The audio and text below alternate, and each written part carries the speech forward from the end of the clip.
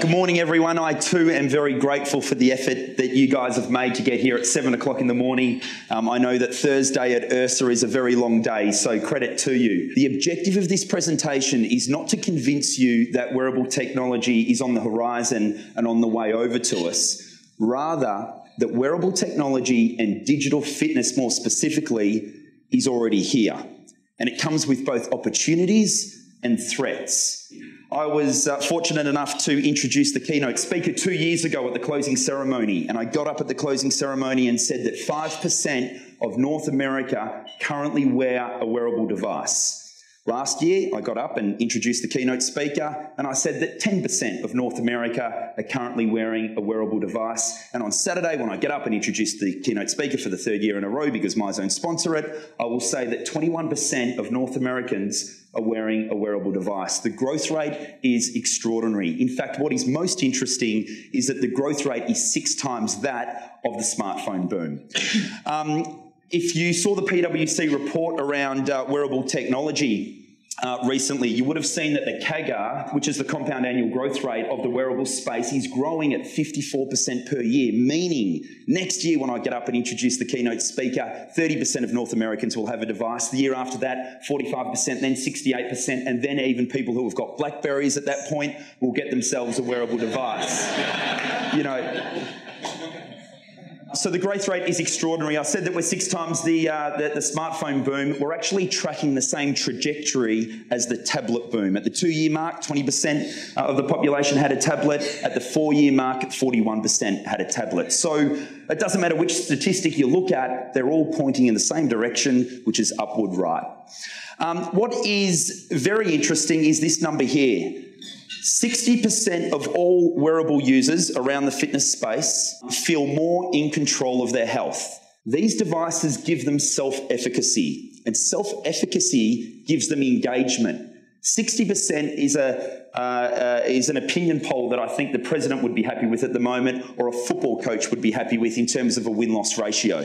What's also interesting out of this report from PwC is that 46% of people who wear a wearable device believe that these devices will bend the curve on obesity, and that 42% believe that it will improve athletic ability. But this one takes the cake.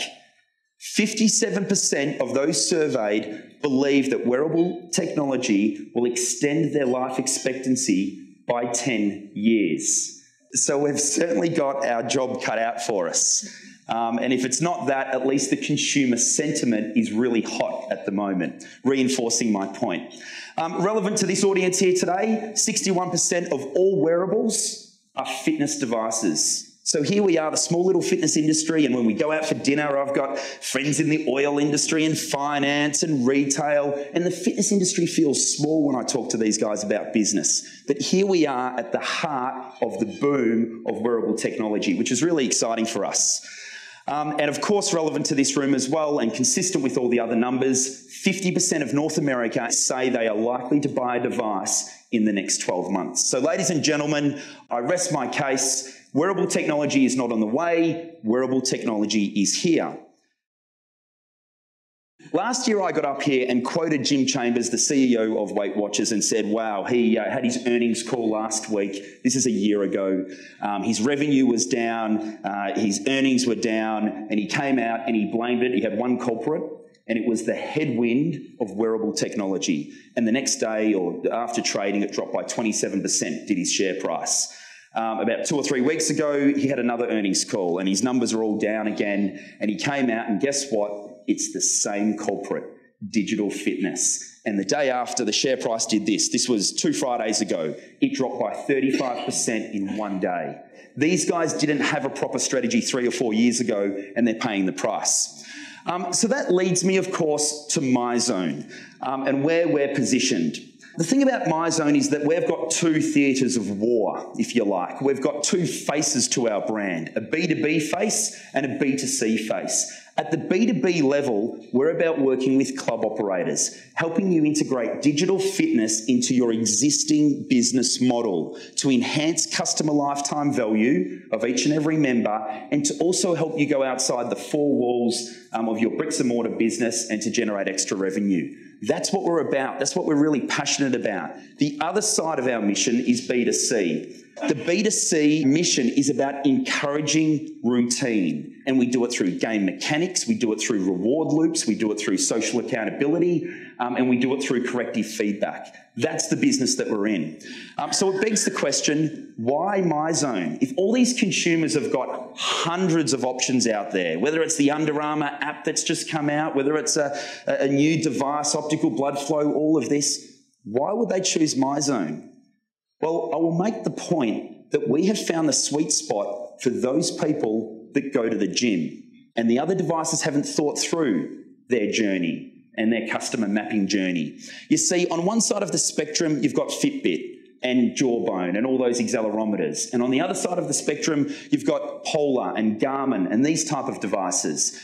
Fitbit, as you know, you wear it around your wrist, and it's very inaccurate. If you go and do a boot camp and do some box jumps, and you do 10 of them, or you do 45 seconds of them, and you bust your guts doing those box jumps, this thinks that you took 10 steps. So therefore, it's inaccurate, it's irrelevant, and if something's irrelevant, then it's very disengaging. If I got up here and started talking about how to make money in the restaurant business, I would disengage all of you and you would start walking out.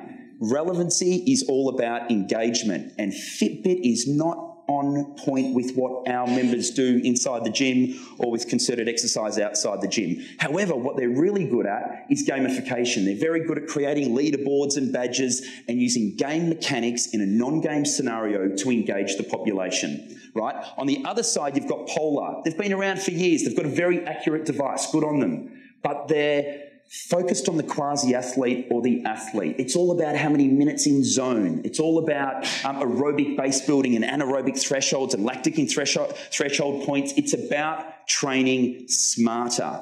We've come in the middle and we've said, look, we need an accurate device. That's why we've got a chest strap, because we need to be relevant. And we will develop to other technology. Yes, we will, when it proves itself. We have rejected optical blood flow. We have rejected accelerometers because it's not in line with our belief. We need the accuracy there to get the true engagement.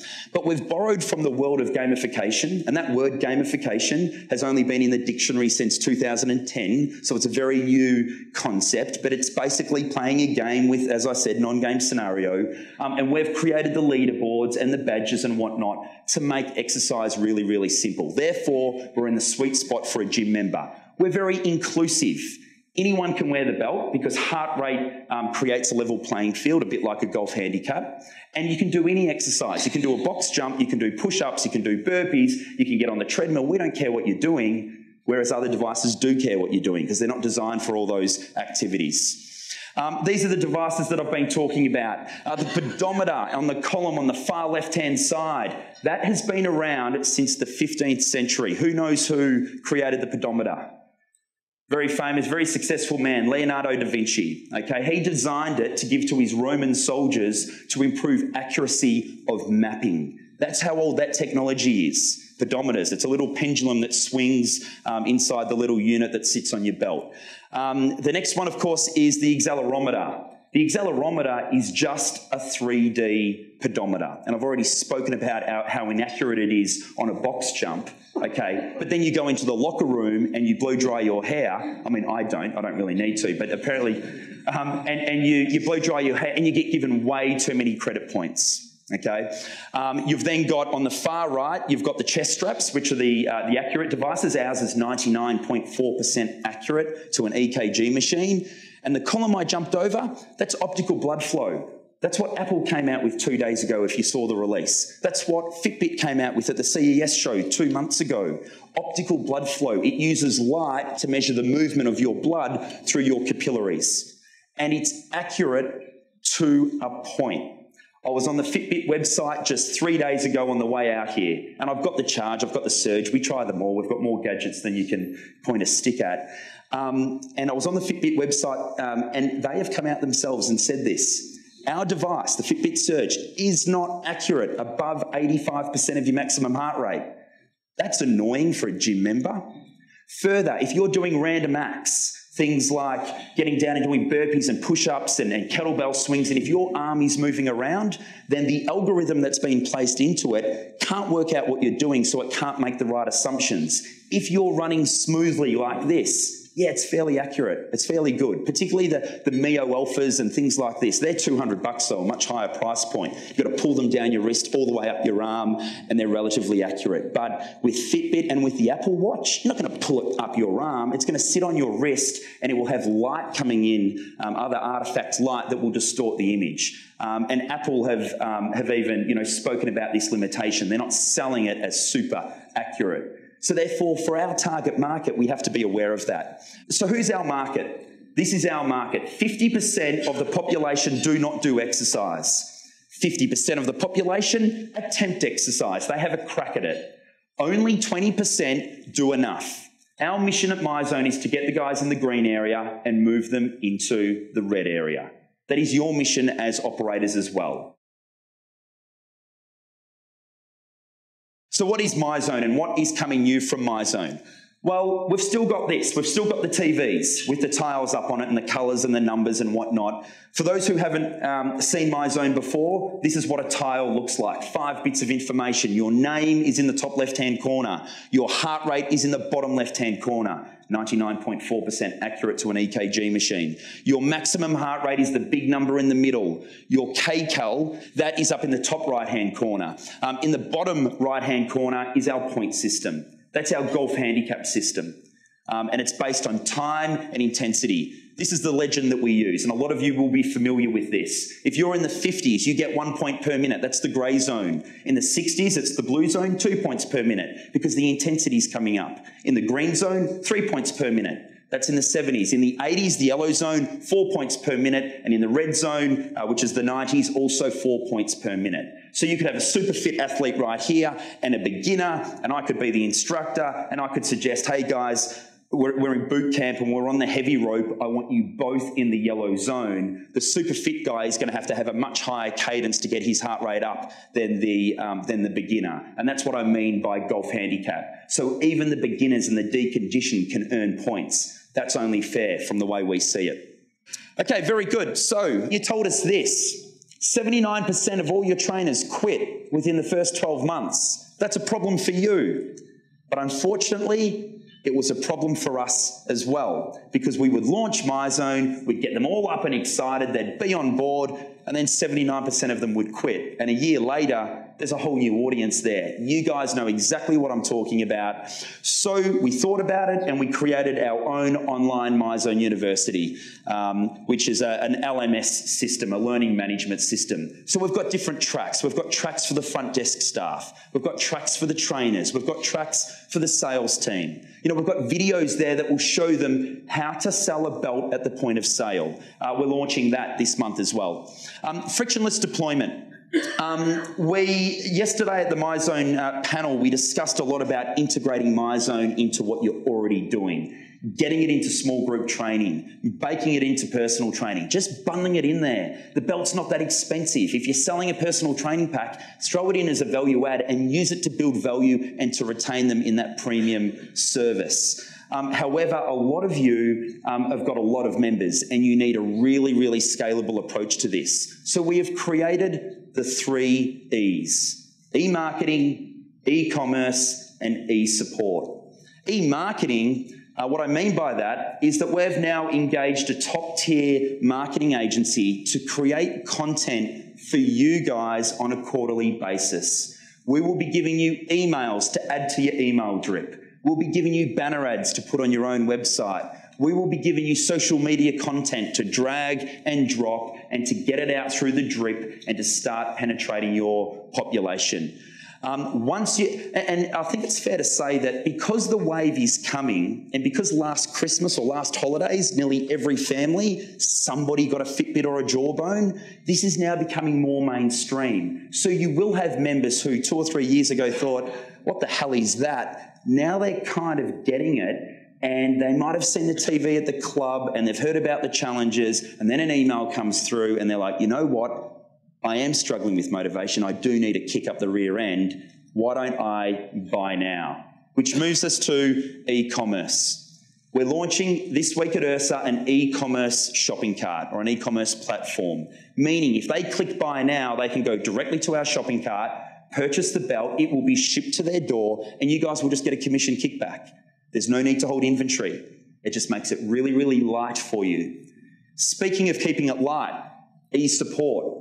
We realise that you guys are in the business of signing up members, convincing them to buy personal training or small group training, and doing whatever you can to retain them. That's the business you're in. You are not in technology. You are not in support. You do not have call centres for this type of thing.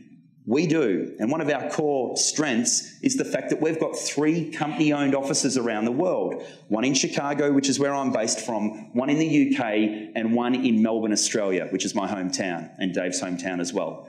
And the benefit of those locations is that the sun never sets on a Myzone office, meaning we can support your members through an app function where they click support and they ask a question through either live chat right then and there or through email. So at 9 o'clock at night, they're at home, they've got an issue with it, they can go on live chat and someone in Australia it's getting to lunchtime can answer the question. Again, it's about making it light and easy for you guys. We've got that support.